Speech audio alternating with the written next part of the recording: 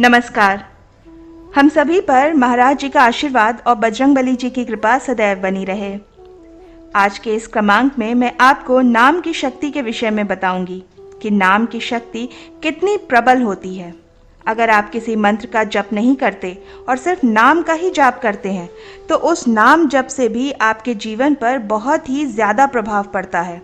और कलयुग में नाम जप का एक विशेष महत्व है और कहा भी गया है कि कलयुग केवल नाम आधारा, सुमर सुमर नर उतरे ही पारा, कि कलयुग में केवल नाम जप से ही आपका बेड़ा पार हो सकता है। और नाम जपना इतना आसान है कि इसे किसी भी बड़ी विद्या की आवश्यकता नहीं, ना ही आपको संस्कृत की आवश्यकता है कि आपको बहुत पढ़े लिखे होना चाहिए। नाम आसानी से आप जप सकते हैं। किसी भी देवी देवता का नाम आप जप सकते हैं, चाहे वो श्री कृष्ण हैं, चाहे श्री राम हैं, चाहे भगवान शिव हैं या फिर माता रानी हैं, अन्य कोई भी देवी देवता हैं। तो नाम जब आप शुरू करते हैं जपना तो धीरे धीरे इसका प्रभाव पड़ता है। एक समय ऐसा आता है जब उसका प्रभाव इतना विकट हो जाता है कि आपका प्रभु के साथ मिलन हो जाता है और जो प्रभु हैं वो आपके आसपास ही आ जाते हैं। भगवान आपको महसूस होते हैं, दर्शन देते हैं और अपनी शक्ति के माध्यम से आपके रुके हुए कार्यों को भी वो सिद्ध करते हैं। तो जब आप नाम जप करते हैं तो कुछ गुण जो हैं वो आपके अंदर आने शुरू हो जाते हैं। जो व्यक्ति नाम जप करता है उसके अंदर ऐसे गुण आने शुरू हो जाते हैं जिससे वो अलग हो जाता है, दूसरों से अलग दिखाई देने लगता है। हर व्यक्ति के अंदर अलग गुण होते हैं और जो व्यक्ति नाम जप करता है और जितने भी लोग नाम जप करते हैं उन सभी में ये गुण जो हैं वो आ ही जाते हैं और वो व्यक्ति जो है वो भीड़ में भी अलग से दिखाई देता है। नाम जप से आपका अंतःकरण शुद्ध होता है और अंतःकरण शुद्धि के साथ साथ वो आपकी बोलचाल का तरीका, आपके सोचने का तरीका, व्यवहार और सुनने का तरीका, बहुत सारी चीज़ों में भी धीरे धीरे बदलाव आने लगता है। और ये बदलाव, जितना भी बदलाव होता है, ये सभी बदलाव अध्यात्म की तरफ आपको ले जाने वाला होता है। ये सभी बदलाव आपको अध्यात्म की तरफ ढकेलते हैं और आपको ईश्वर के प्रति आपके मन में श्रद्धा, भाव और विश्वास को उत्पन्न करते हैं।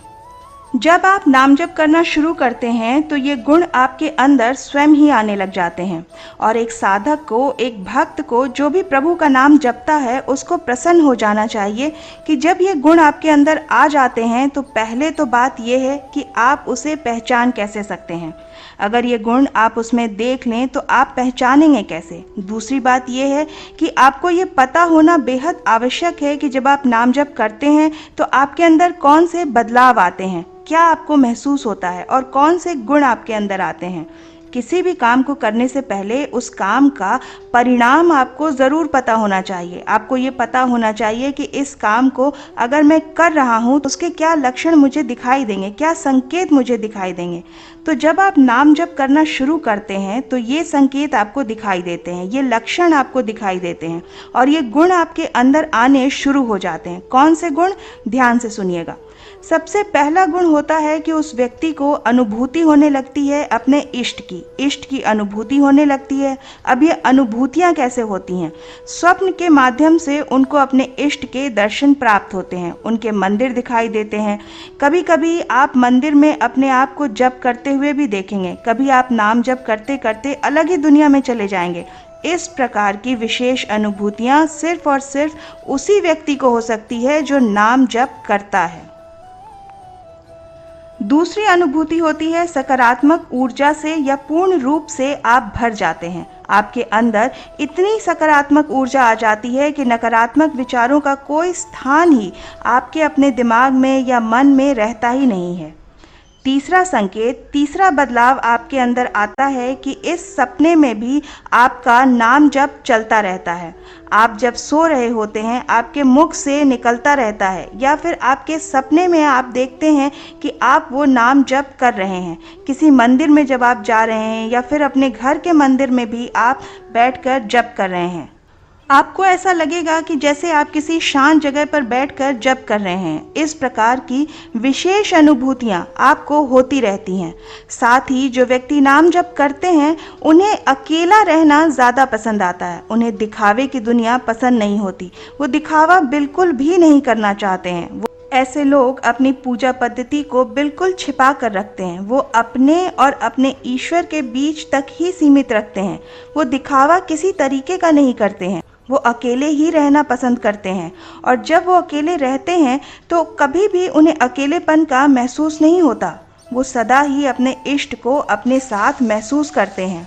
साथ ही वो व्यक्ति अपने मन का मंथन भी करते रहते हैं। उनके मन में अपने आप ही ऐसे प्रश्न आते हैं कि वो कौन हैं, वो इस धरती पर क्यों आए हैं, उनके जीवन का क्या उद्देश्य है। इस तरीके के प्रश्नों का मंथन वो स्वयं ही करते रहते हैं, और वो अध्यात्म की तरफ और तेज गति से बढ़ने लगते हैं। जो व्यक्ति नाम जप करता है, आप देखेंगे कि उसके अंदर एक विशेष लगन होती है। उसे किसी भी भजन में, उसे किसी भी कीर्तन में, उसके चेहरे को देखकर ही आपको वो तेज अनुभव होगा कि ये व्यक्ति पूर्ण रूप से ईश्वर के प्रति समर्पित हो चुका है, और वो इतना भाव विभोर हो जाता है कि वो अपनी सुध बुध ही भूल जाता है। तो ये नाम जप करने वाले के अंदर ये बदलाव होते हैं। वो पहले की भांति चंचल नहीं रहता है। ऐसे लोग गंभीर हो जाते हैं और गंभीरता से अपने विषय में सोचते हैं, अपने बारे में जानने की कोशिश करते हैं। इतना ही नहीं, ऐसे जो नाम जप करने वाले लोग होते हैं, वो दूसरे व्यक्ति के चेहरे को देख करके भी उसकी मंशा को जान लेते हैं कि अमुक व्यक्ति जो मेरे सामने खड़ा है, वो उसकी मंशा क्या है, वो क्यों मेरे पास आया है। इन सारी चीज़ों को वो पहले ही भांप लेता है। साथ ही जो व्यक्ति नाम जप करता है, उसके अंदर एक बहुत ही ज़बरदस्त गुण आ जाता है, और वो ये होता है कि वो पाप कभी नहीं करता है। पाप करने से उसे डर लगता है, गलत काम करने से उसे डर लगता है।